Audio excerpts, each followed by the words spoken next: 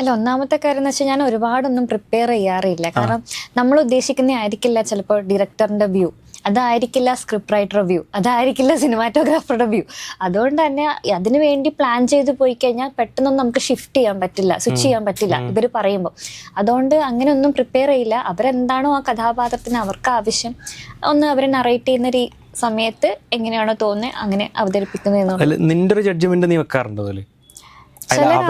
അവര് പറയുന്നത് മാത്രമല്ലാതെ അതല്ലാണ്ട് ആ ക്യാരക്ടറിന്റെ ബാക്ക്ഗ്രൗണ്ടിനെ കുറിച്ച് ആലോചിക്കാറുണ്ട്. അവരെന്തുകൊണ്ടായിരിക്കും ആ സിറ്റുവേഷനിൽ അങ്ങനെ പെരുമാറിയത്, അല്ലെങ്കിൽ അത്ര ദേഷ്യപ്പെടാൻ. കാരണം നിഷ എന്നുള്ള ക്യാരക്ടർ കുറച്ച് ഹൈപ്പർ ആയിരുന്നു. അപ്പോൾ ചിലപ്പോൾ തിയേറ്ററിൽ കാണുന്നവർക്ക് തന്നെ ഇവളെന്തൊരു ഇറിറ്റേറ്റിംഗ് ആണ് എന്ന് ഫീൽ ചെയ്യും.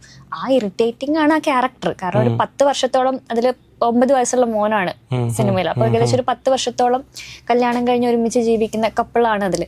അപ്പൊ ഭർത്താവിനും മനസ്സിലാവുമല്ലോ ഭാര്യ കുറച്ച് ദേഷ്യപ്പെട്ട് കഴിഞ്ഞാൽ അടുത്ത റേഞ്ചിലേക്ക് അവള് പോകുന്ന ഭർത്താവിനും മനസ്സിലാവും. അപ്പൊ അങ്ങനെയൊക്കെയുള്ള കാര്യങ്ങൾ ഞാൻ ചിന്തിക്കാറുണ്ട്.